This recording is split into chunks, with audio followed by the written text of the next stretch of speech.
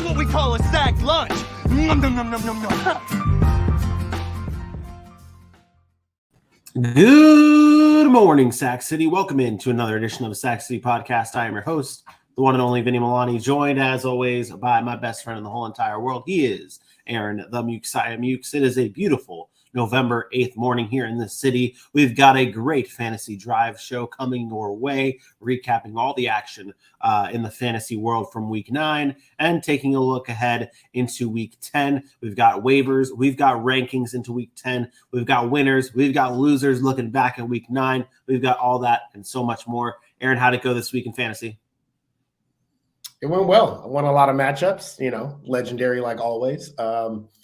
Some stellar performances from players that I was high on at the beginning of the season. Joe Mixon, Justin Fields, guys like that helped me to many victories because they're on many of my teams. So it was a good week. Good week. Yeah.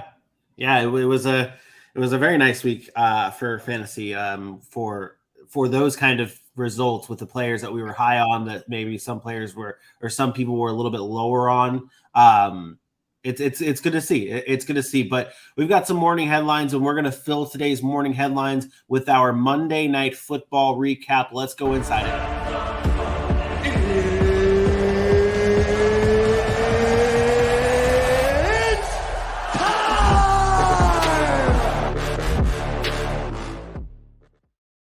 The Baltimore Ravens head into New Orleans and take down the Saints 27-13. Ravens move to 6-3. Saints move to 3-6 on the season. The Saints having a little bit more of a disappointing season than we had expected and hoped for, but the Ravens continue to roll and lead their way into the AFC North. Continue their AFC North reign. Aaron, in this game, we saw someone you were higher on in our DFS plays. You had Kenyon Drake on your DFS team. I remember thinking about that, and I was like, I wonder how that one's going to pan out. It panned out well because he had 24 carries, 2 receptions, 109 yards, 2 tutties. Was he the story of the game, or was there something else going on within this game that was the story? I'm going to be honest. I'm not going to offer too much analysis today on this game because I did not watch this game. All I saw was some highlights, and I tried to get into it last night, and I fell asleep when I got home. So I did not watch the entire game. I was busy working the Hawks game. However, if you I'll be the typical stat guy here. Sheer box score numbers. You see the 24 carries for Kenyon Drake. This is what the Baltimore Ravens are. It's what the Baltimore Ravens want to be. You talk about Lamar Jackson's ability to throw the football and be a game changer or kind of create plays. And I think that's what we saw. We saw the typical Baltimore Ravens offense. This is not a team that's going to throw for 350 yards and do all that stuff. So when people might look at the box score and say, Lamar Jackson didn't play well, or Lamar Jackson didn't do a whole lot. But he also added another 80 on the ground with 11 carries. This is what they do. This is their offense. It's one of the very few offenses in the NFL that play this style. And I think they stuck to it. I think it was effective. And you have to be excited if you're a Baltimore Ravens fan that they had a lead and they didn't blow the lead like they had a couple of times in the past this season. But just to see Lamar Jackson kind of get back on track with the way he plays football and not turning the football over. And I think that was the most important thing because a lot of what they had been doing when they were struggling was self-inflicted. Turnovers, not being able to create big plays. And I thought they did a good job of that last night from what I saw. And then the defense did what we expected the defense to do. They shut down Alvin Kamara. We'll get to the Saints side, I'm sure. But they did what we expected them to do from a defensive perspective. You added Roquan Smith into the mix there for his first game. Justin Houston had a big game here. Calais Campbell was back, got himself a half a sack. I just thought overall their defense is where we thought they were going to be at the beginning of the season.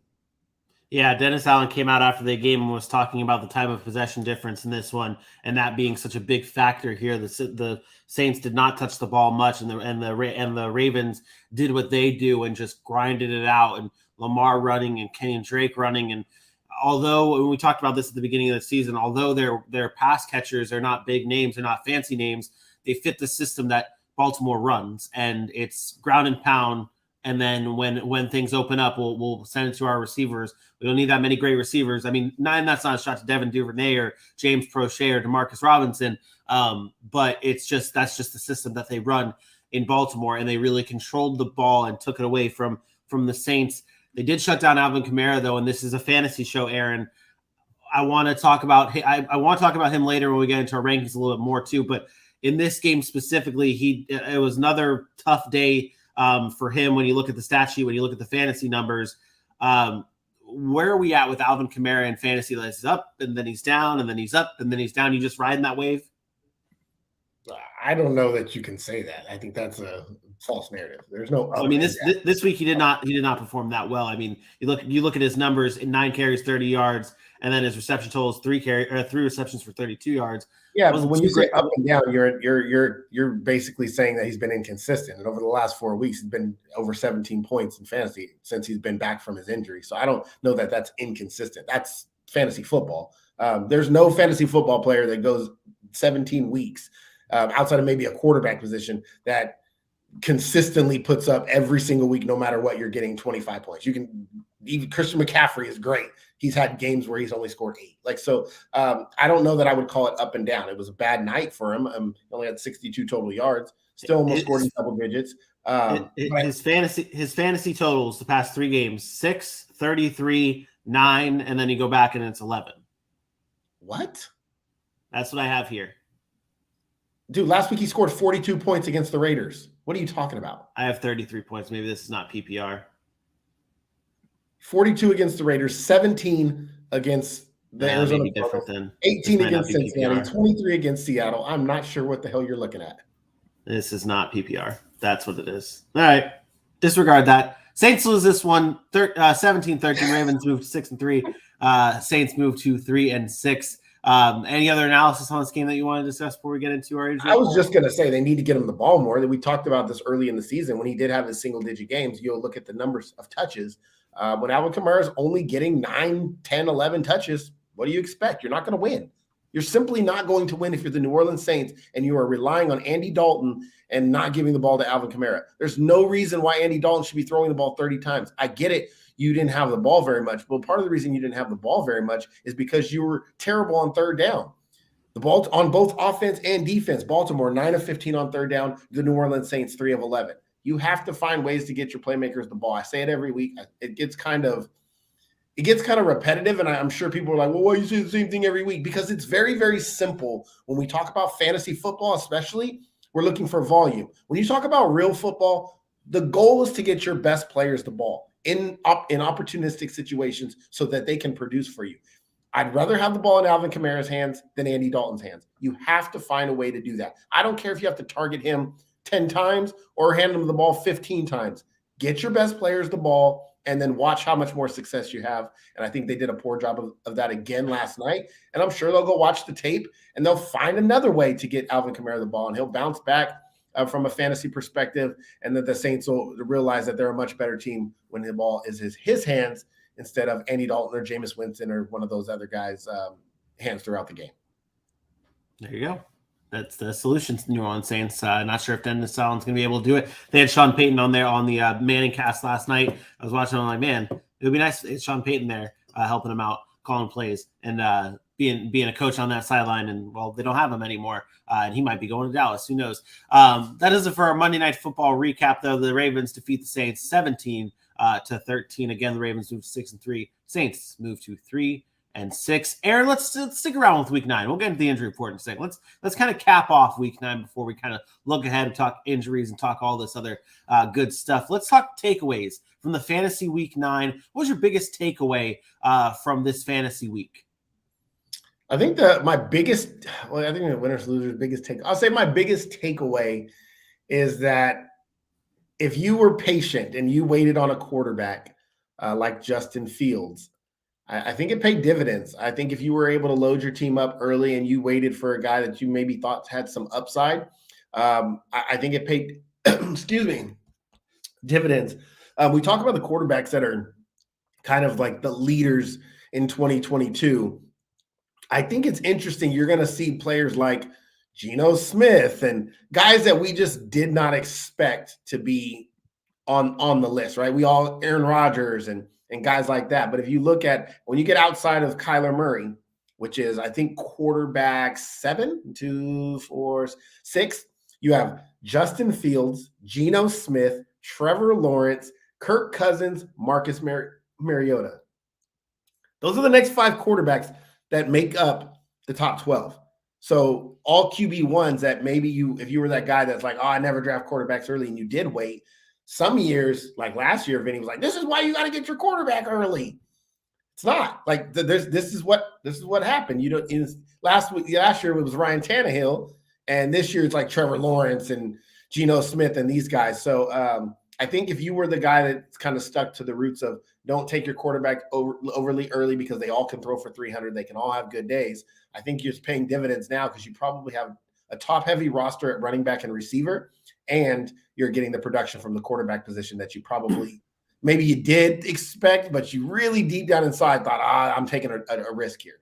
I mean, I still stand by what I said about taking a quarterback earlier, because I mean, you do look at the top quarterback, like you look quarterbacks 1 through 5, all those guys, 1 through 6, I should say, all those guys are your earlier quarterbacks. Like that's good. But there is a line. There is a line. I will agree with that. That once you get past the ones that have proven it year after year after year after year that they can be top fantasy quarterbacks, then it's a crapshoot. I don't disagree with that.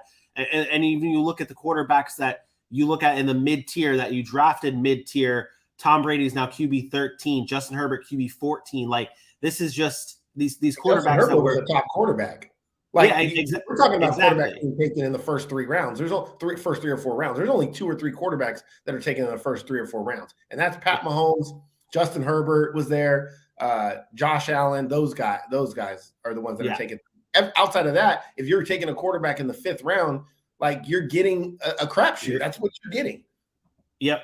Yeah, because the QB 8 in ADP, Tom Brady, QB 9, Aaron Rodgers, QB 10, Russell Wilson, Matt Stafford was your QB 12. Like these are all quarterbacks that have really done you dirty. And then you talk about your deep shots. Your QB 18 was Trevor Lawrence, and look at him now. I do think that's a good takeaway from this past week. Let's get into some winners and losers, though. Let's talk winners, Aaron. Who's your biggest winner from the Week 9 fantasy week? Yeah, I think it's easy to say it was Joe Mixon, like 5 touchdowns. I don't want to discredit, and I didn't bring him up the other day when we talked about it. I sure did. Well, I know you did, but I'm just saying, like, I don't want to discredit what he did, but I'm not going that as my biggest winner because I think that's the obvious answer. My biggest winner is Justin Fields. 43 points, second highest scoring point total, probably would have been the highest, obviously, if Joe Mixon doesn't have a crazy game. But again, I think when I see players like Joe Mixon and Devontae Adams and Patrick Mahomes, I expect big days from those guys. Like those are things like, oh, they haven't, like, yeah, we know they're good. You don't expect 40 points from Justin Fields. You just don't. And so when you get that, that's a league winning move or a week winning performance from somebody that was probably slated to score 12, 15, and he gets 43, where Mixon might be slated to score 20 or 25, like whatever, depending on your league settings. And I think that's the difference there. So I really just am excited for what Justin Fields has done over the last 3 weeks. Last month or so. I think he's been able to put some nice games together. You talk about 24 more fantasy points in 3 straight. You're talking about a guy that scored basically 20 fantasy points in the last 4. But everything seems to be working. He's not turning the football over. His rushing ability has gone up. He's had at least 8 carries in the last 5 games, 3 in double digits over the last 4 games.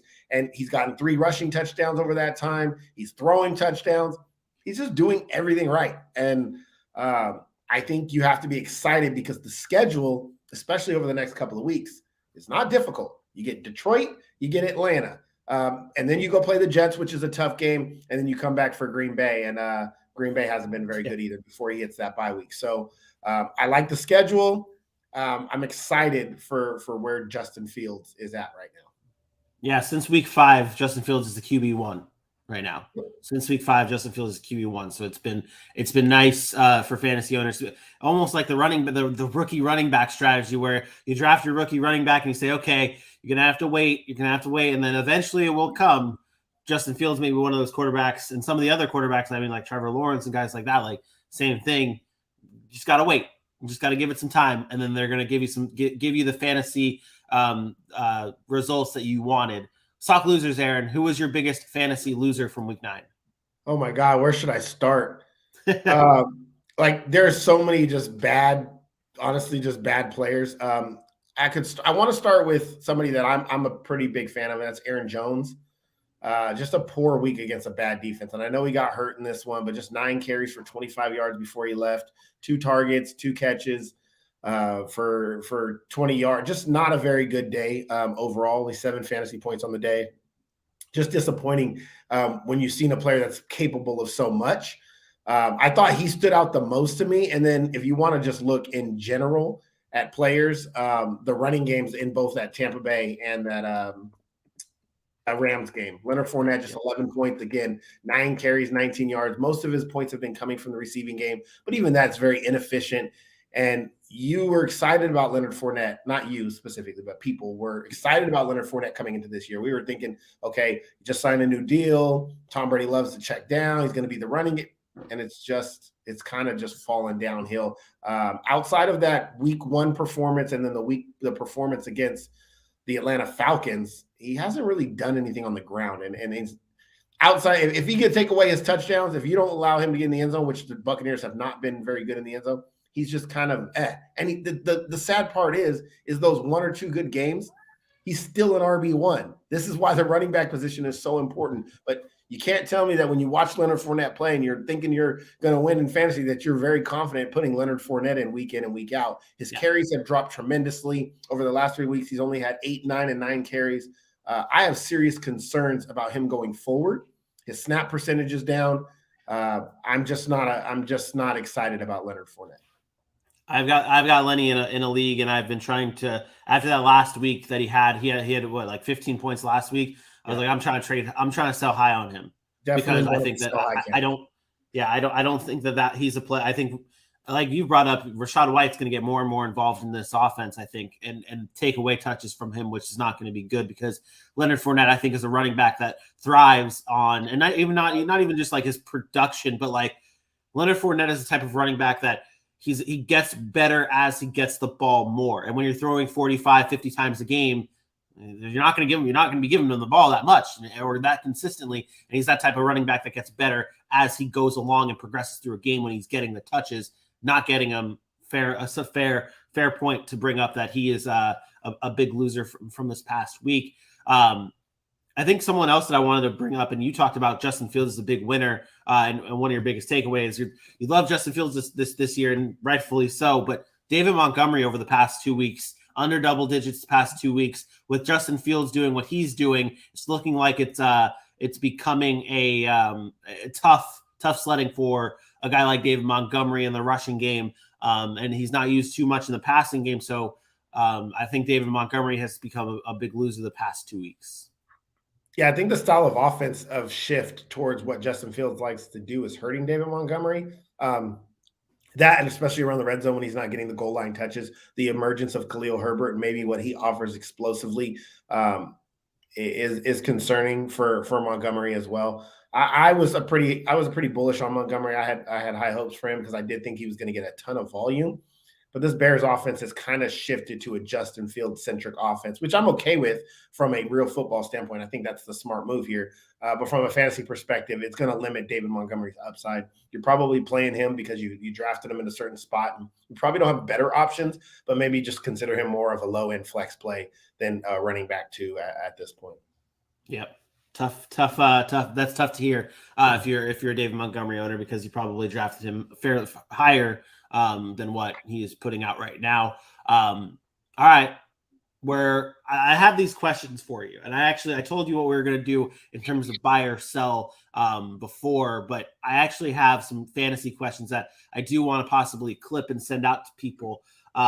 We're at the halfway point of a season, and fantasy owners are they're obviously, your record could be whatever. You could be 7-2, you could be 3-6, like whatever your record may be. There's those teams that are in that middle tier, that 3-6 and 4-5, like teams that are right in the middle. I want to see your thoughts on like what if you're a 3-6 team. What, obviously it's like a situational thing, but like, what is your personal mindset when you're 3-6, you're battling for a playoff spot, you're not really in the playoffs right now, but you're trying to figure out how to improve your team? What's your mindset like in this situation? Well, first of all, I'm not 3-6 in many leagues. Let me tell you that. However, if I was a 3-6 fantasy football team, you start to become in week to week mode because you're talking about fantasy playoffs coming in just a few weeks, and you can get into the fantasy playoffs in a 10-team league that is sending 6, or 12-team league that's sending 6 players to the playoffs. You can get to the playoffs with about a 500 record. So you have to think of it in that aspect. How do I get back to 500? But you have to take it week by week at that point. I'm thinking about moves that I can make to give me the best situation. I am not thinking about playoffs at this point. Everything I do, I'm always thinking about playoffs, right? Normally I say you got to think about what's going to happen in the postseason. But when you fall behind the 8 ball and things don't go your way, you have some bad luck. I think you have to take it week by week and start to make moves, especially using your trade abilities to get players that can help you win now and deal with the playoffs later. Good players are good players. They could have good volume. They could have good opportunities, even against good teams that we might not like their playoff matchups. So I think it's important to think win now. 3-6 is probably that line. If I was 4-5, I'm probably like, oh no, I can stay pat. I'm good. If I'm 3-6, that's probably the line where I say, you know what, week 10 is here. I have to get to 4-6. What do I need to do to get to 4-6? Where are my matchups? Where are my bye weeks? Can I trade a player that I have on bye for a player that has either already had a bye and has a good matchup this week, or maybe they don't have a bye yet, but I can play him this week. Hopefully he goes off and then flip that guy next week. That's the mindset I'm having. You have to start piling up those wins. Most leagues playoffs are weeks 14, 15, or weeks 15, 16, and 17 now, now that it's changed. And we are 5 weeks away. Yep. We got 5 weeks left until the playoffs start. So you're 3-6 and you win out, you got 8 wins. You're okay. You lose a game, you're at 7 wins, you're 500. That's what you have to think of. You have to get to that 500 mark. So you have 1 week of wiggle room, I guess you can say. And again, this does depend on your league. It does depend on whether you feel like you have guys coming back. Maybe you had suffered 3 straight losses, but you had Bamageddon, a couple of injuries, and now guys are coming back. If you feel confident, then stay pat. But you have to start looking week to week. What is my best matchups? Can I win this week? And if I can't, what do I do so I can? Yep, that makes sense. That's fair. I think that's something I've been noticing. A lot of people on Twitter have been posting about, just trying to figure out what they should be doing in these situations where your record is below 500 and you're trying to creep back into the playoff picture. I appreciate that. Let's talk those moves though that they need to be making. Let's talk some buy low, sell high candidates. Let's start with the buy low players. Aaron, who are you buying low on entering week 10? Yeah, I put this out on TikTok. I had concerns about Jonathan Taylor, but I'm buying low on Jonathan Taylor. And again, this is all predicated on you have a good record. You have a spot. You're 7-2, you're 8-1, and you can avoid. You can pretty much say, okay, I'm going to go to the playoffs. I can take a loss or a lump this week if I can get this player. I am buying low on Jonathan Taylor. I think, as a matter of fact, you might even be able to wait 1 more week because I think Jonathan Taylor's out again this week. But to kind of maybe wait till that announcement happens and then you go buy him. And you take on that Jonathan Taylor and you buy him for as cheap as possible. You're going to have to give up something. Most owners will make you give up something. But the person that has Jonathan Taylor probably isn't doing too well. Jonathan Taylor is still averaging 5 yards per touch when he's carrying the ball. The last time he played, he was still effective. His efficiency was there, but he just didn't get the ball enough. I know the offensive line is bad. I know they lost their head coach. I know that he was their coordinator. I think better days are ahead for Jonathan Taylor. I'm always the guy that leans on the talent over anything over than what I saw this year. And I think if he's healthy, you're going to get a win by trading for him. Buy low on Jonathan Taylor if you can afford it. Don't overpay, but buy low. Take the lump if you have to take an L this week and go to 8-3 or whatever, 7-3, and be sitting pretty once he comes back. Because I do think they hold him out again 1 more week. Yeah, and if you were to make it to your championship week, or if you were to make it to the playoffs and you did have Jonathan Taylor, one of his matchups in fantasy playoffs is against the Los Angeles Chargers. So no matter how the Colts are doing, no matter how the offense is looking, you can damn sure expect probably a nice little double-digit week from Jonathan Taylor against the Chargers in your fantasy playoffs if you can make it there. Now, again, that's depending on where you are in your standings. Okay, let's talk about a sell high player, Aaron. Who you got as a sell high player? Big week, maybe big past few weeks, and you think it's going to stop? Yeah, I think it's a good time right now to sell play. I'm going to give you a few of them because I think it's important that it's not, just one or two players. It's a lot of players. My number one player would be a player like Cordero Patterson. He came back. People were probably waiting to see what he was going to do when he came back, and he did. And you saw he put up a pretty good day. I think it's a good time to move him. Not that he's not going to be good, but I think that Caleb Huntley, Tyler Algier, they're still going to be in the mix. And if Cordero Patterson doesn't score the touchdowns, although he is the goal line back, I'm still not sold on this offense. I think you're going to have a situation where he's going to have more duds than actual great fantasy production days. I think now is a good time to sell him. You could probably if you can get a wide receiver too, or an upgrade at the running back position, or package Cordero Patterson with somebody for an upgrade at wide receiver or something. I think that's something that you could look at. And I don't know if this is going to be considered a sell high because I don't really think it is. But maybe I should just call this I'm out, like sell, because I think I'm selling Deebo Samuel. And I know it's not sell high because he hasn't played in 2 weeks, or he didn't play last week. And then they had to buy. I'm selling Deebo Samuel. Something's not right. He has an injury. And I'm not that guy that likes to sell injured players.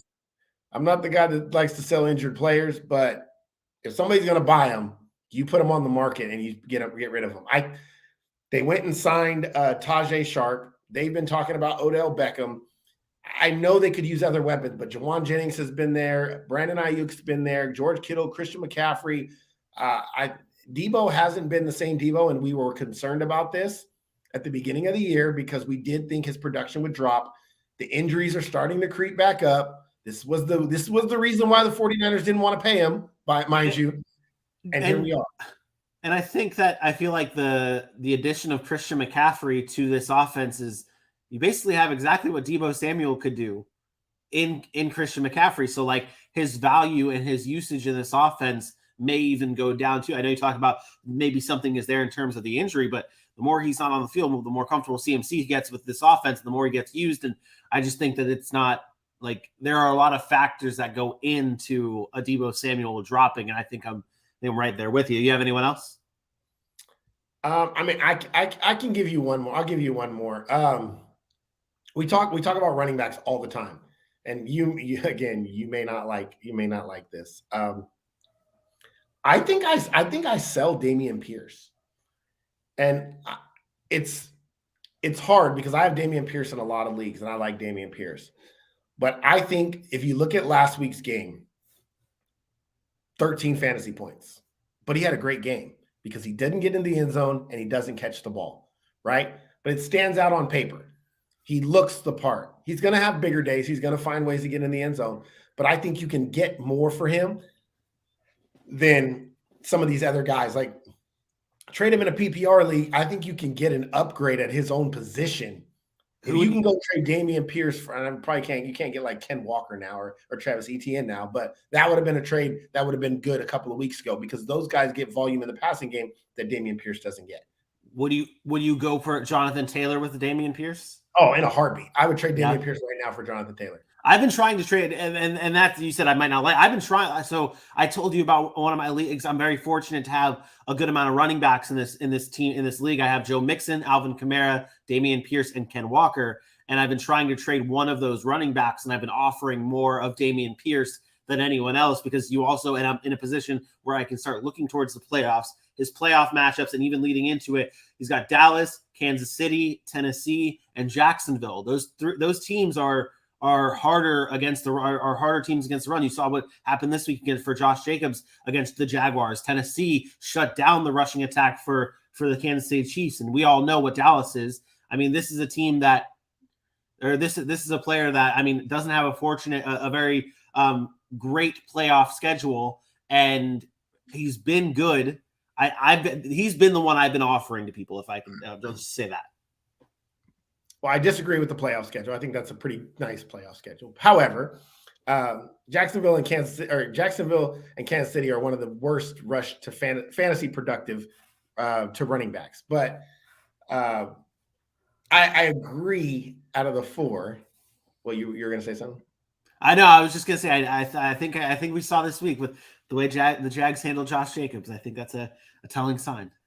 Although Dameon Pierce did do good against the Jaguars, so it's one game. The Jacksonville Jaguars are giving up 22 points to running backs per game. Kansas City's giving up 23 to running backs per game. The best one there is actually Dallas from a fantasy perspective because they don't let him get in the end zone, only allowing 16 points per game to the running back position. But beside the point, I think the notion is you can move Dameon Pierce and probably get something good. Go get a wide receiver. Try to move Dameon Pierce and go get a guy maybe that has some upside from a receiver standpoint. There's some targets out there on the receivers I'd be looking at. I'm a buy Mike Evans guy. I was just about to ask, do you go and trade Dameon Pierce for Mike Evans? I'm a buy Mike Evans guy. I think that's a good a move to do. I'm trying to think of some other receivers that might be in the area. In the wide receiver area who maybe possibly had a bad week, something like those type of guys? Is that what you're kind of looking at? Just in general. I'm looking right now. Hold on. Would you go Dameon Pierce or Amari Cooper? Son of a bitch. You son of a bitch. You son of a bitch. Why? We both said Amari Cooper at the same time. Maybe you can get CeeDee Lamb. I would do that for CeeDee Lamb. Like guys like that. I'm going to go ahead and send off Dameon Pierce for guys like that. Okay. All right. Well, there's your buy low, sell high for heading into week 10. Let's talk week 10. Let's continue roll. No, let's stop right here. Do you have an injury report for today? I'll just mention the big ones. Great. I have nothing major, but I do want to talk about the Josh Allen injury. All right, we'll get into it.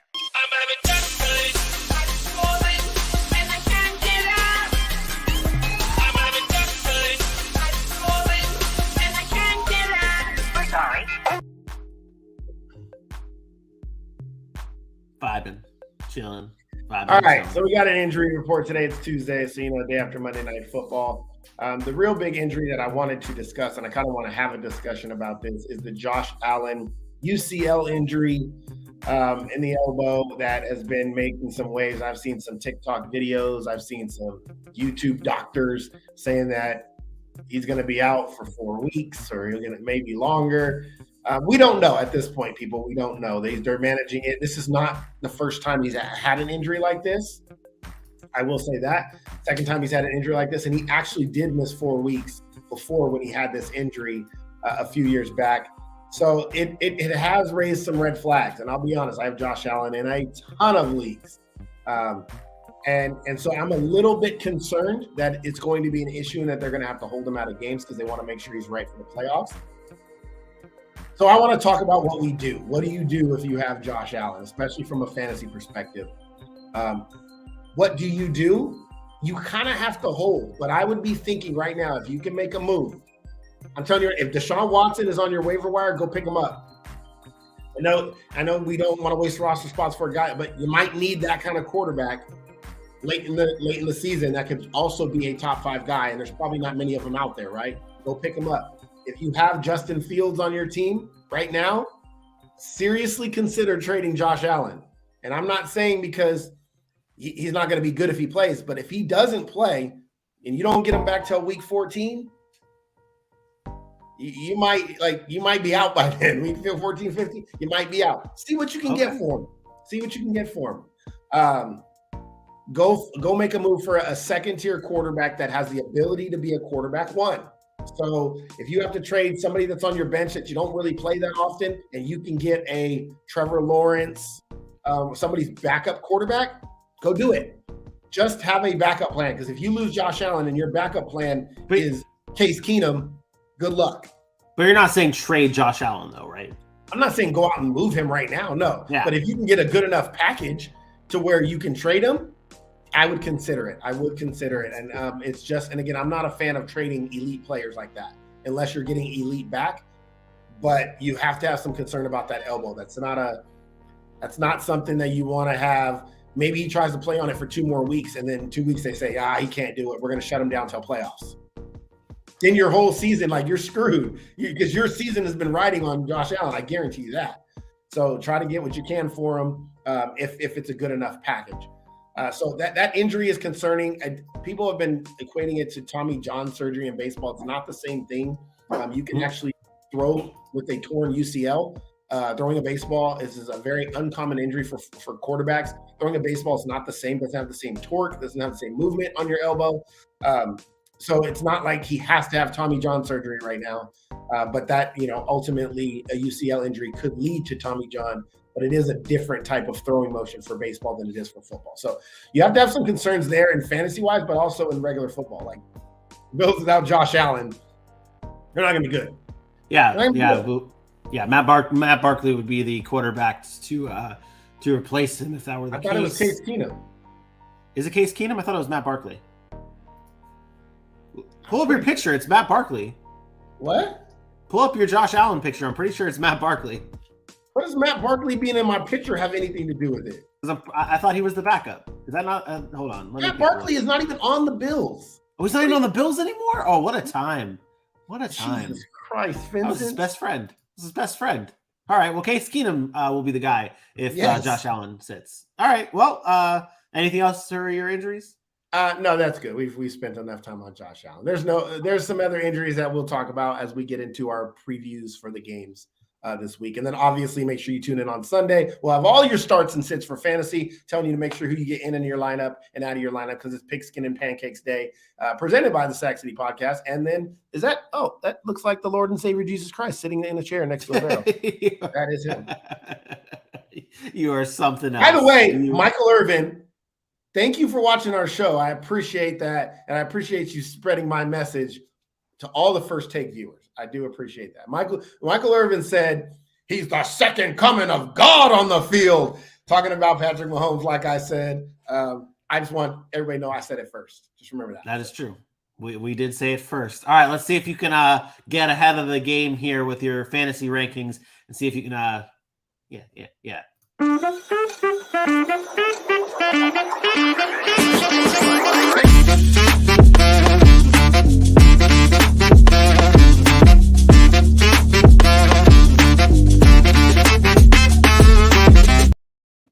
It's time to get into your Week 10 fantasy rankings, kicking things off with the running back position. Christian McCaffrey, Saquon Barkley, Nick Chubb, Alvin Kamara, Austin Eckler, and Josh Jacobs round out your top 6 running backs heading into the week. My questions lie in the 2 players in the top 6, Alvin Kamara, Josh Jacobs, 2 players coming off of tough weeks. And I know I said I was going to bring this up at this portion of the show when we were talking Saints earlier. Alvin Kamara in this offense with the way it's been going, and I know you said 17 points and then 33 points. Like, there are times though when Alvin Kamara can struggle. You still have him at 4, which is fine. And Josh Jacobs, the same thing. I feel like both these running backs are the same. They're still that dude, but there are times when they can't be that dude. So where are you at with I guess this question's just a stupid question. Listen, Vinny, I'll just interrupt you. Listen, everybody has bad games. So when you say there's times that they struggle, everybody has bad games. There's only one Christian McCaffrey, and even he's had bad games. So Alvin Kamara is the closest thing to a surefire start him every week that you can find in fantasy football. He's the closest thing to it because his versatility never allows him to be game scripted out. We talked about Dameon Pierce earlier. Dameon Pierce can be game scripted out. They go in, they fall behind by 20 points. It's going to be Rex Burkhead for the most part, running routes out of the backfield. He can be game scripted out. There's Derrick Henry can be game scripted out of games. There are so many players that can be game scripted out. There's very few that can't, especially at the running back position. Christian McCaffrey, Alvin Kamara, Dalvin Cook, Josh Jacobs, like those guys aren't getting game scripted out of the game because they're in the game even on passing situations. Austin Eckler, look at the guys that I have in the top 6. I really look at the guys on the top 8. Outside of Nick Chubb, you could argue Nick Chubb. Who else gets game scripted out? Nobody. None of those guys are game scripted. So that's part of the reason these guys are always going to be ranked at the top. and they are consistent. Like we confuse consistent with you can't have a bad game. That's not the case. Everybody has a bad game. Patrick Mahomes, Josh Allen, everybody has a bad game. But what does your bad game look like? Alvin Kamara's bad game this year, at least last week, was 9 points. I mean, that's a bad game. He got 9 points. It sucks. You're not happy about it, but it's still 9 points. You know how many people he outscored? You know what I mean? Like there are people that he did outscore. I just think we have to be careful when we say somebody's not consistent.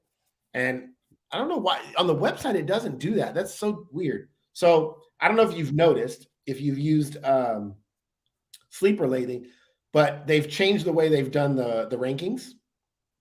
And now when you go to the game log, it'll tell you what they finished as. And it's so cool. I don't know if can you see it? Yeah, I can see it. Yeah. So it'll tell you like right here each week now what running back they finished before you'd have to go look. So last week, Alvin Kamara had a bad week. He finished as RB23. He was still an RB2. Like this is something we have to deal with. He's going to have bad games. He's RB5. RB5. Yeah, it's still good. That's still average, good. And again, on average, he's RB5. He's the top guy. You got to put in your lineup. Same thing with Josh Jacobs. And we talk about it with the rankings all the time. It's like you're like, sure, any of these guys can, like any of the guys that are in the top, the RB2 categories that you have could easily be RB1. And anyone who's in the RB1 category could easily fall to the RB2 or flex play. Like it's possible. It is possible. But when you're making these projections and when you're ranking these guys, you have to look at what they are capable of and looking at their matchups. And I mean, you talk about Alvin Kamara against Pittsburgh and Josh Jacobs against Indianapolis. Those are those are good matchups. Those aren't terrible matchups, I should say. And they're great running backs. So 4 and 6 for those two players. Travis Etienne staying right up there in your top 12 as well. He's at 8. Derrick Henry, obviously, he's just something special. He's at 9. Dameon Pierce, 10. Miles Sanders, 11. Cordero Patterson at 12. Is there any running back from that group that you want to talk about before we move on? Just the Travis Etienne. It's time, guys. Like Travis Etienne is a top 10 back. He's going to be a top 10 back. One of those guys that can't get game scripted out. Last 2 weeks, he's had 24 and 28 carries, 4 touchdowns over the past 3 weeks, 10 receptions. Or I'm sorry, 10 targets over the last 3 weeks, 6 catches. He hasn't even been doing it in the passing game. And even after the slow start, even after starting as kind of a timeshare back, he is the number 11 running back on the year. So go get those volume guys. And he is at the top of my list when it comes to between him, Ken Walker, and Dameon Pierce, the guys I consider rookie running backs. I know he was there last year, but he was hurt, obviously. So the first year guys that people were wondering what they were going to be, he's the top of that list for me. Yeah, and aside from the monster games that Derrick Henry had with the 200 yards and the 55-point game from Joe Mixon, Travis Etienne's the RB3 in those 2 weeks that the Jaguars have been without James Robinson. So since that James Robinson trade, Travis, and it's not to say James Robinson was affecting him so much, but we're seeing now how much they really truly like Travis Etienne in that offense. So his stock is definitely on the rise. Let's go to your running back twos here. Ken Walker, Leonard Fournette, David Montgomery, Tony Pollard, Ezekiel Elliott, Najee Harris are your 13 through 18. Let's stick at 16 and 17, Aaron, with Tony Pollard and Ezekiel Elliott, two guys that we talk about a lot on this show. We talk about them a lot. They're playing Green Bay this week, a defense that might be without Rashawn Gary. I think they are going to be without Rashawn Gary. They will be without Rashawn Gary. It's definitely getting more and more banged up as time goes by. But Tony Pollard at 16, Ezekiel Elliott at 17. Something had to go into that to make Tony Pollard ahead of Ezekiel. Even if it's one spot, it needs to be talked about. Pollard, Elliott.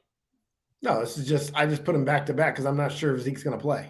So I got if Zeke plays, he goes above Pollard, and Pollard probably drops way down. If Zeke's out, then Zeke's out of there, and Pollard slides in there where he's at. So I literally just listed Pollard ahead of Zeke because I don't know if Zeke was going to play. There is something to be said with what you just said, though. If Zeke does play, you said Tony Pollard falls out of the top 24. or way Well, he out? falls Like, down. I don't. Maybe the top 24, but I don't know. He's gonna drop down for sure. okay, and that Ezekiel deserves to be Elliott is noted. still the RB1 here. He's still going to see the bulk of the carries. Tony Pollard is going to have splash plays in order to be fantasy, like get that high in fantasy. So I will always take the guy that's going to get the volume, that's going to get the red zone work, that's going to be around the goal line. I will always take that guy over Tony Pollard, despite where they finish at the end of the year, despite how many splash plays Tony Pollard has. I am not taking the backup to a guy that plays in critical situations on third down and around the red zone. It's just not going to happen.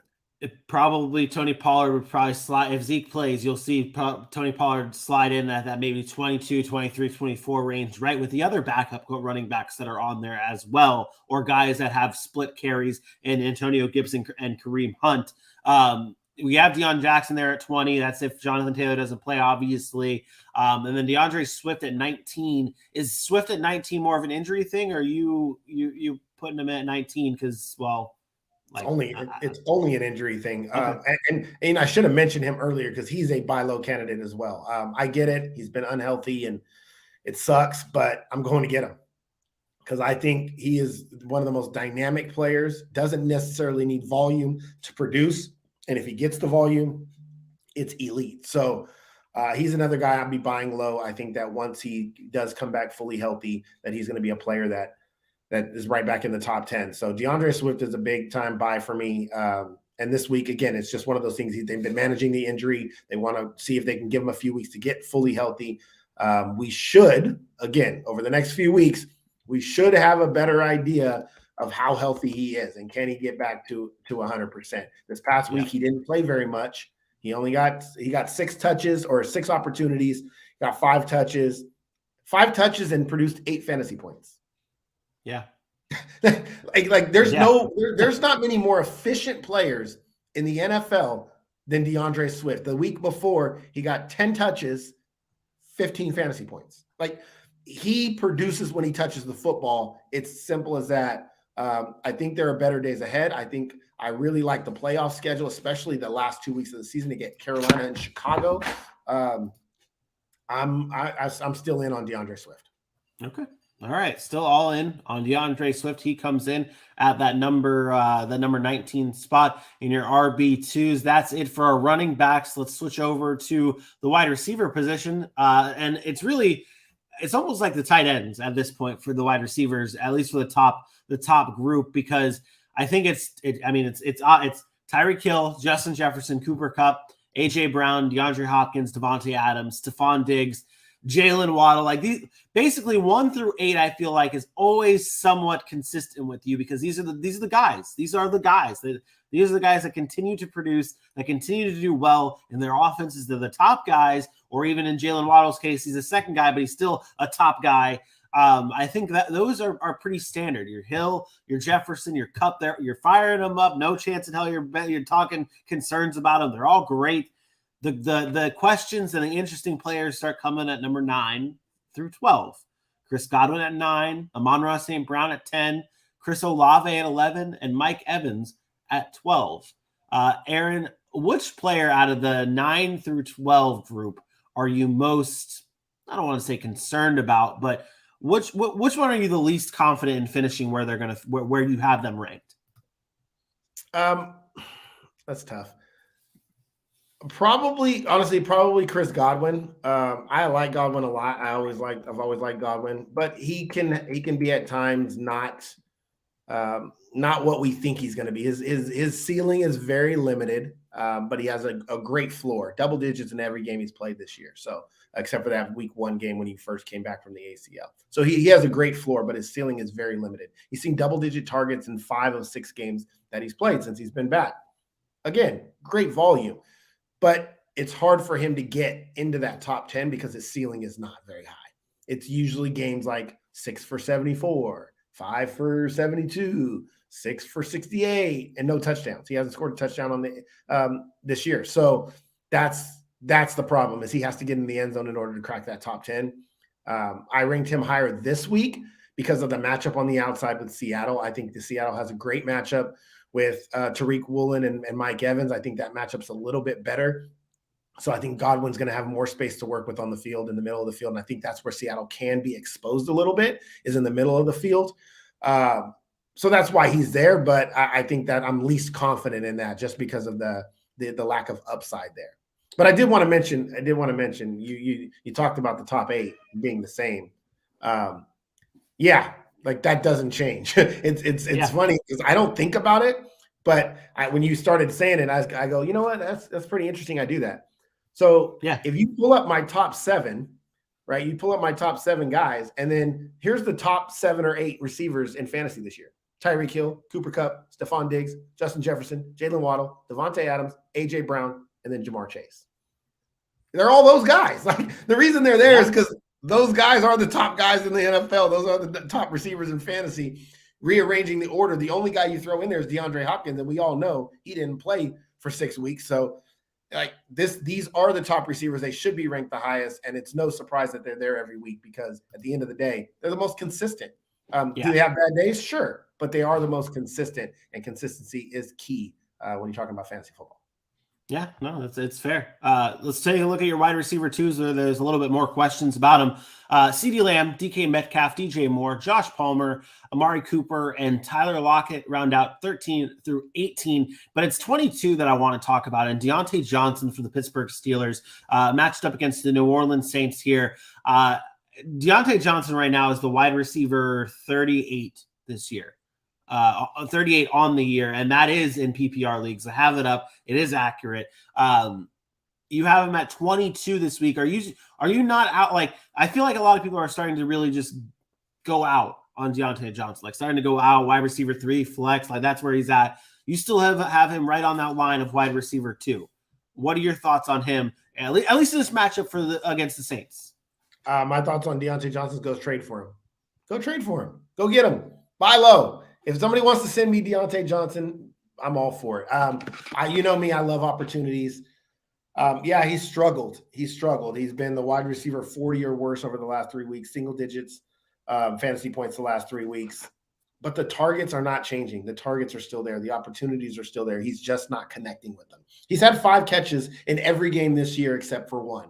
The opportunities are there. They're just not connecting on deep balls, no touchdowns on the year. Again, players that tend to regress are a lot of it's always due to touchdowns. It's not usually due to catches and yards. And so I know his expected touchdown rate is much higher than what he's produced. And to me, I think he regresses to the mean. I think he's going to get back and he'll eventually find the end zone. Now, are there outlier seasons where sometimes it doesn't happen? Sure. But I'm going to take the history of football that says eventually this guy's going to get in the end zone. And it may happen, and it may happen in a big way. You're talking about a guy last year that had 8 touchdowns. I believe 8 touchdowns last year. I don't know what his touchdowns were the year before, but I believe it was close to 8. Matter of fact, it was 8 the year before that. And then the year before that, it was 5. So give me 5 touchdowns from Deontay Johnson, and we're having a different conversation. Give me 7 touchdowns from Deontay Johnson, we're having a different conversation. So I'm not worried.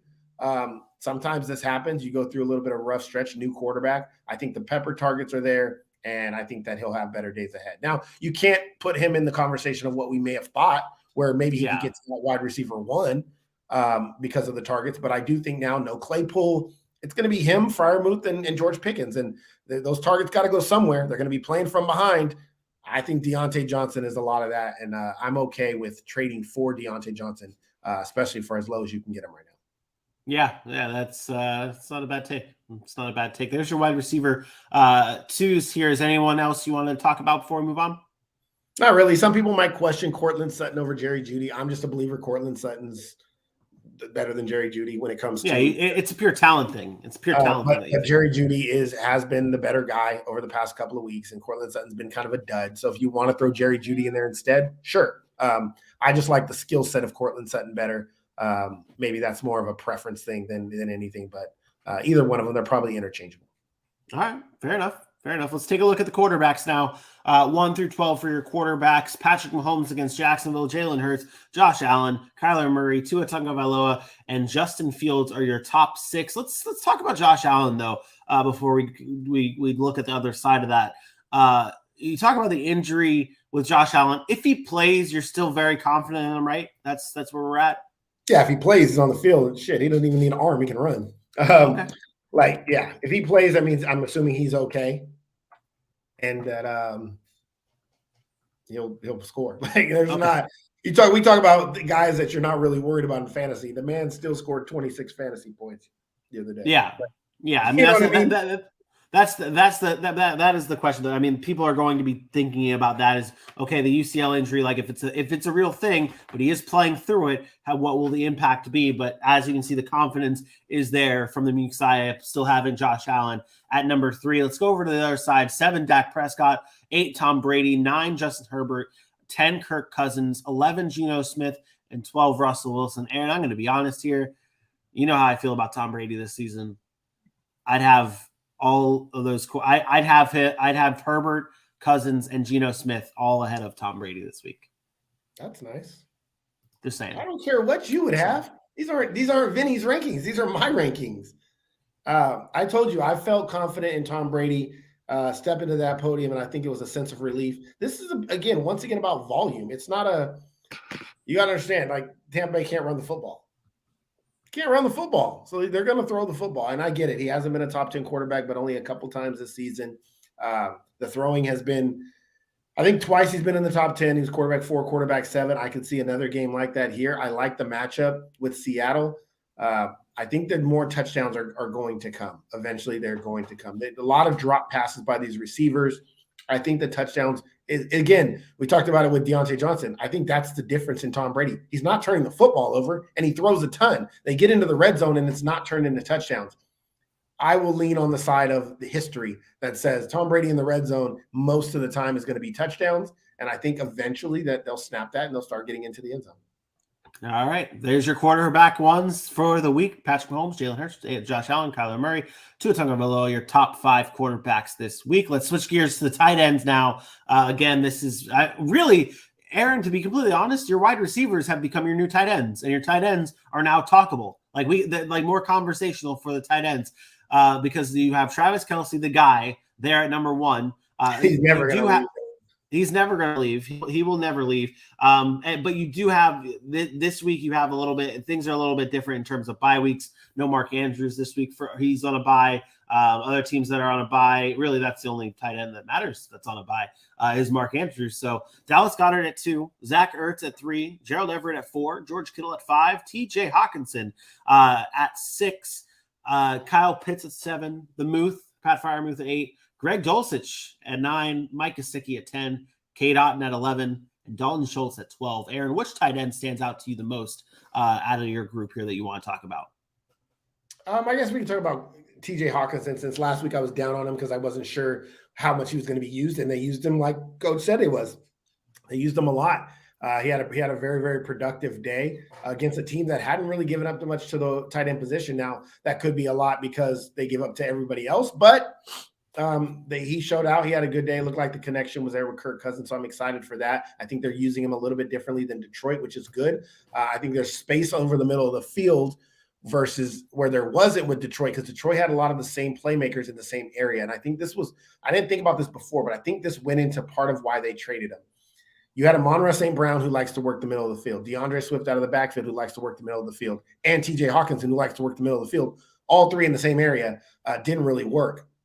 So one of them had to be outside. Oftentimes that was TJ Hawkinson, and he doesn't really fit that style. Whereas you come to Minnesota, now you have Jay Jettas and Adam Thielen there, and the middle of the field is wide open for who? Well, TJ Hawkinson, who's really talented in the middle of the field. So I think the fit is a little bit better than I thought.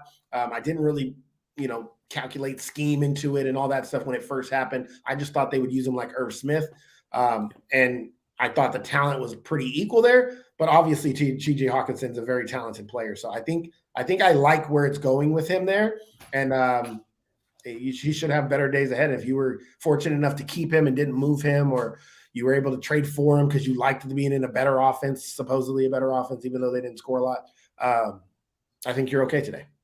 All right. Well, there's your tight ends, your top 12 tight ends on the week. Travis Kelce, of course, is the headliner. That does it for our rankings for week 12. Aaron, now let's pivot. Let's pivot here. We're talking waiver wire ads. It's Tuesday. Everyone's out there trying to get their waiver wires, their claims in, and it's getting the crunch time. We talked about records earlier. 3 and 6 teams, 4 and 5 teams that are right there in the thick of it. They need to be going after their waiver wire targets. This is the time. The meaning of waiver wire. This is it.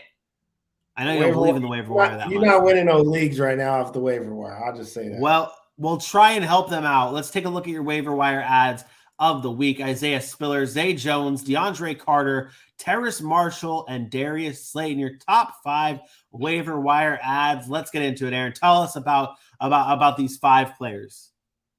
Yeah, Isaiah Spiller is more of a stash. He played 20% of the snaps last week. He hasn't been playing all year. It had been basically Sony Michel. This is more of a flyer. I usually put a flyer at my number 5 pick. It had pretty much been Sony Michel. Well, this is the first time that Isaiah Spiller outsnapped Sony Michel. He got 7 touches, 7 carries for 29 yards. Wasn't effective. I don't think he's great. I think he lacks bursts. I don't think he's special in the NFL. But if something happens to Austin Eckler and he's first in line, you feel pretty good about being first in line in the Chargers offense at the running back position. So this is more of a stash. You're not playing him. You're picking him up, and you're saying, it's one of those handcuffs. It's the Alexander Madison. It's the maybe not quite Tony Pollard because he's better than that, but it's the typical stash for a handcuff. And if it doesn't pan out, it doesn't pan out. So that's why I have Spiller at number 5. Number 4, Zay Jones. I still don't think he's owned in enough leagues. I know he hasn't been that consistent, and maybe we're talking about some deeper leagues here, but Zay Jones should be on teams. He's the number 2 wide receiver in Jacksonville. I don't know why people are against owning him. I think, do you play him every week? Maybe not. But I think you can own a guy that's playing 90+% of the snaps. And, yeah, he doesn't always see the targets, but he's had – 31 targets over the past 5 weeks. He's seeing his fair share. And I just think he's a guy that you need to have on your roster. I don't know why he's rostered in such a small percentage of leagues. He should be probably owned in upwards of about 70% of leagues. Again, 10-team leagues that are shallow, yeah, you're not playing Zay Jones. But when you start getting into these 12-team leagues, a little bit deeper, maybe an extra flex position, I think Zay Jones has an opportunity to be a flex play on most weeks. I think he should at least be on rosters because heaven forbid something happened to Christian Kirk or, something like that. I just think he's a guy that you can rely on. And Zay Jones he's not the most talented guy, but he does have talent. He has game-breaking ability that can be something used on the football field. And Jacksonville obviously likes him because he's on the field. So go get Zay Jones if you have the space on your roster. DeAndre Carter, I've mentioned this before. I am so unsure about what's going on with the Chargers wide receivers. Keenan Allen, Mike Williams is not going to be back for a couple of weeks. If it's Josh Palmer and DeAndre Carter, they both need to be owned and rostered. I would have both of them on my team right now and playing them weekly if Mike Williams and Keenan Allen are not out there. Simple as that. There's no explanation needed. You have Justin Herbert. They throw the ball. Those are the 2 guys. Gerald Everett, Austin Eckler are the next guys. And I think those 2 guys have to be on rosters and have to be played if the top 2 receivers are not there. Terrace Marshall, maybe not a lot of people were thinking about Terrace Marshall, but I kind of like it. Since the Robbie Anderson trade, he's been on the field. Double-digit games back-to-back weeks. Seen 18 targets over the last 3 weeks. He's a young player. Had some injury problems last year. Now he's getting his opportunity to play. I like Terrace Marshall. Go get Terrace Marshall and feel good about playing him as a low-end flex play if you need it during bye weeks, but maybe even a stash for later on. I'm going to stop you there. I'm going to stop you at Terrace Marshall because I'm very happy to say that Terrace Marshall is starting to come into his own in the NFL. Maybe not a big-time player, maybe not a special guy yet, but I have to try and go back and clip it and find it. But way back when we did our draft coverage for the year he came out, he was my sleeper in that draft. My sleeper player. And I thought that I always liked the talent that he had in LSU. Yeah. You labeled him a sleeper? Yeah. Yeah. But this was before he got drafted. This was before he even got picked, before anything. I guess that's why I'm asking, because he was a second-round pick. I don't know that was a sleeper. That's what I'm saying. You didn't say it. I'm just saying, like, I'm wondering if you used the word sleeper or you just said, like, watch out for this guy. You know what I mean? Like you did George Pickens. I thought it was our sleeper talk for back in the day, but yeah, but I've always liked the talent of Terrace Marshall, and honestly, I had my shitty situation. Well, I had my situation this week of the wide receivers, and I saw that you dropped Terrace Marshall, and I was like, dude, I've been high on him since the beginning. I should have picked him up, and then he has 14 points. Obviously, it didn't matter for me, but I was like, that's on me. That's on me, dog. That's on me. Last one, on me because I'm the one who dropped him. Yeah, shame on you. No, because I don't need him. Listen, you guys can go for points that people already had, and you're never going to play the guy. Like, I don't. Well, he had 14 points, so that's more than what he had. That's what I'm saying is, I don't get if I'm not going to put him in my starting lineup. I don't get those points. So who cares? I would have started him. He would have been in my starting lineup. That's the point. Sure, he would have, Vinny. You didn't even pick him up. So how are you going to say? How are you going to say he would have been in your starting lineup? It was either pick him up. It was either Traquan Smith or him, and I decided to make my mistake and go Traquan Smith, and so then I failed. Oh my god, I failed myself. Okay, go on. Your last one. My number. Whoa. We'll talk about it. We'll talk about it. What am I on? Your number one, Darius Slayton. Yeah, my number one waiver wire is Darius Slayton, New York Giants. Only owning 2% of leagues. They just don't have many weapons in New York.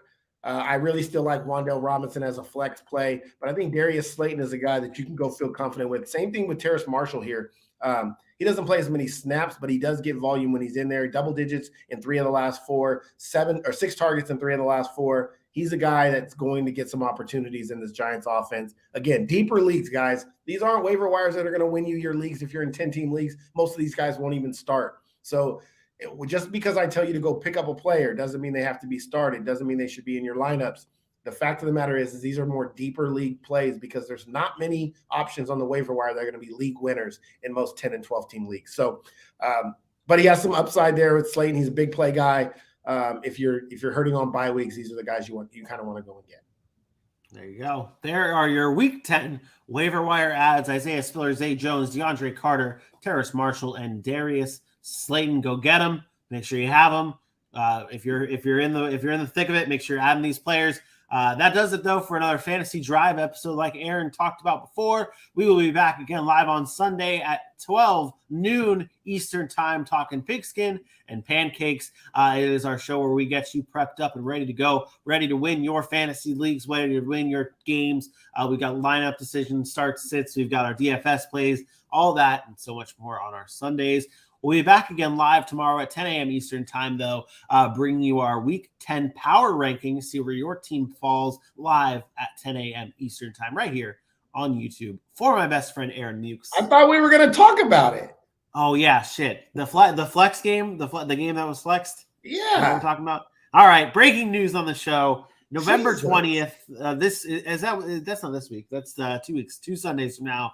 Yeah. 2 Sundays from now, the NFL has decided to say, F you guys, we're flexing some games here. The Chiefs-Cardinals game has been flexed into Sunday Night Football. It was originally supposed to be Bengals-Steelers. What are you shaking your head at? Chiefs-Chargers. That's what I said, Chiefs-Chargers. You said Chiefs-Cardinals. No, I said Chargers.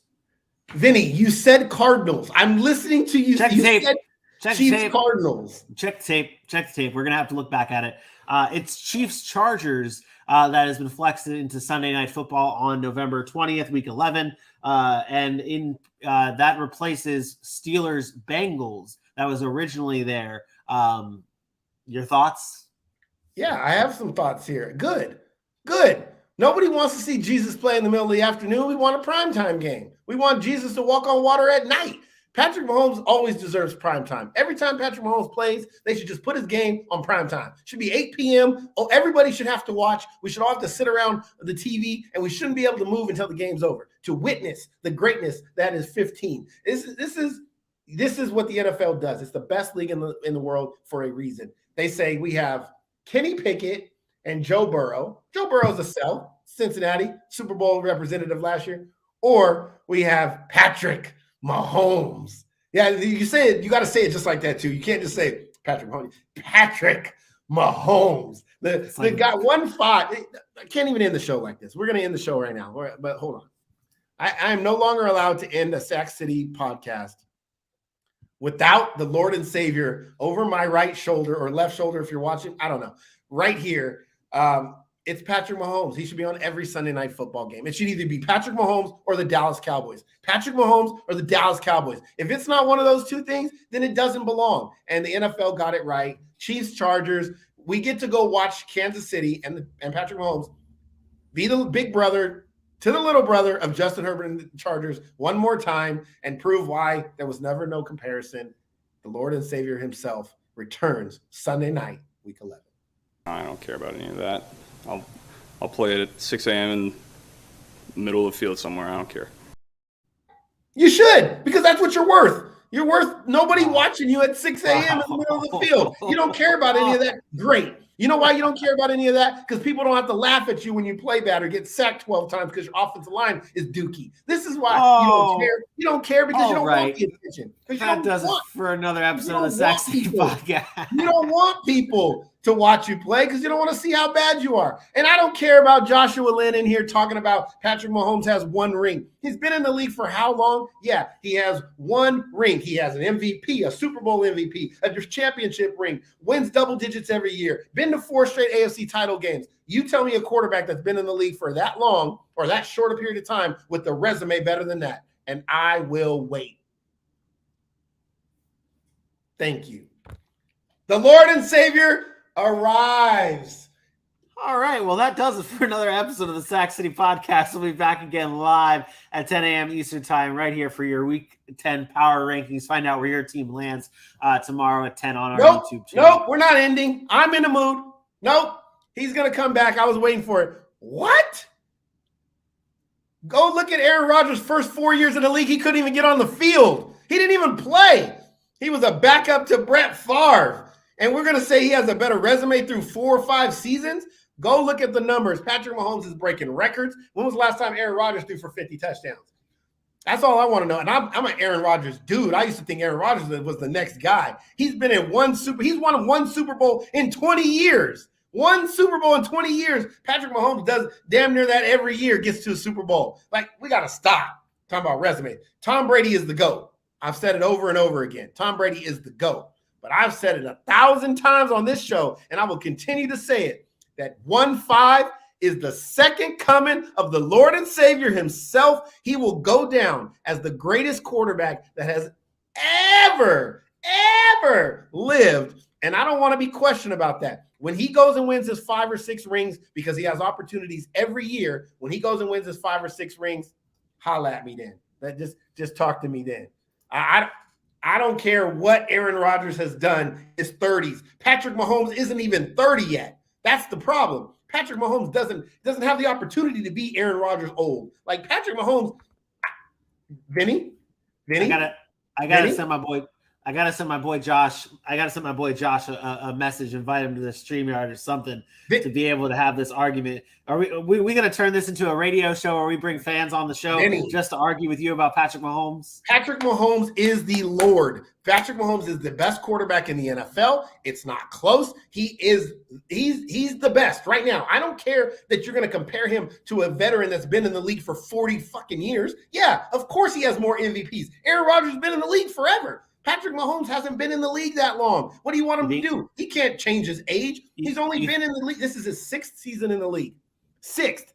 He did not play his rookie year. So he's been a starting quarterback for 5 seasons. He's got it all pro, 4 Pro Bowls, Super Bowl win, Super Bowl MVP. What other record? 50 touchdowns. He leads the league in passing now, leads the league in touchdowns now. What do you want? The man's lost. His record as a quarterback is 56-15. In 6 seasons, he's 56-15. You tell me a quarterback that wins as much as Patrick Mahomes, does what he does. The man wins double digits every year. What do you want him to do? He is the Lord. And Joey B, you're damn right I need to be the Colts GM and head coach. You're damn right about that shit. If Jeff Saturday can coach a high school football team in Georgia, then I could be a head coach any day of the week. And we didn't even talk about that, but Okay, so I'm sorry. We have to wait. We have to wait 20 years. We have to wait 20 years to find out if he's going to win 4 MVPs. By the way, you're talking about a guy, Aaron Rodgers, who's great. How many times has Aaron Rodgers won a Super Bowl in 20 years? How great is Aaron Rodgers right now at 3-6? Like, let's talk about now. We're not talking about 1998. We're not talking about 2005 when Aaron Rodgers was born. We're talking about 2022. Patrick Mahomes right now. Right now, tell me what Aaron Rodgers is better than Patrick Mahomes at. Like, I mean, we could do this because I'm big. You know me, Vinny. You know me. We can do it. Well, I feel like numbers at you right now that Aaron Rodgers. What? I feel like my guy Josh has to be on the show to defend himself at some point. So maybe we'll do like a fan takeover show like we used to do, where we just invite people on and we talk about people like numbers, right? People like numbers, right? Like real numbers. Go look at Aaron Rodgers, and I know this is a newer stat, QBR, which equates different measurements. Go look at Aaron Rodgers' QBR just throughout his career. Look at Patrick Mahomes. It's not even close. Patrick Mahomes is way more consistent. He's just better. He's better. No matter what you want to do, you can argue about the success and all this, blah, blah, blah. He lost his best receiver, and guess what happened when Aaron Rodgers lost his best receiver? Look what he looks like. Throws 3 picks against the Detroit Lions defensive track. You know what Patrick Mahomes does? He gets better. He gets better. And wait, did this guy just say he had a 10-to-1 touchdown to interception ratio? First of all, that's not even true. That's not even true. He's got a 4.5-to-1 touchdown to interception ratio. That's it. It's not like it's 10-to-1. Calm down. Calm down. I can't do this, Vinny. Bring him on the show. Tell him next time he can come on the show, we can have this debate. And I will be prepared. I will get that set up. The way I crushed Dylan when he tried to say Aaron Jones was better than Saquon Barkley is the same way I'll crush Joshua Lynn. I will have my people, and by my people, I will say, hey, Josh, we can. What stat is Aaron Rodgers the best at?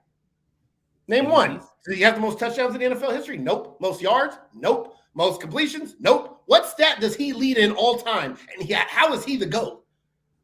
Earlier, you said Tom Brady's the GOAT. Which one is it? Make up your mind. You can only have one GOAT. I will kibosh this. I will reach out to my boy Josh and see if he wants to come on the show. Oh, that's your boy? It is. That makes more sense now. Man, take it easy. You settle. That makes more sense. It absolutely makes more sense. We went to high school together. Good dude. Really, they need to check that high school for education criteria. Because hey man, shout out Maynard High. Maynard High represent. Be sure to subscribe, everybody that's watching, tuning in. We'll have Josh on to talk about some debates here. Aaron is now woke. This is an epic rant. That's what we like to see. That's what we like to talk about on the show. Again, I have to go to work today, and it's election day, and so I'm not doing any sports at work today. I'm just being a photog for all the election people. So I'm all hyped up now, ready to go. Good shit, Josh. There you go. All right, we'll be back in live tomorrow, 10 a.m. Eastern time, giving you your power rankings. Find out where your team lands. For my best friend, Aaron Mukes, I am me. We will see you tomorrow. Peace out. That was awesome. That was f***ing awesome.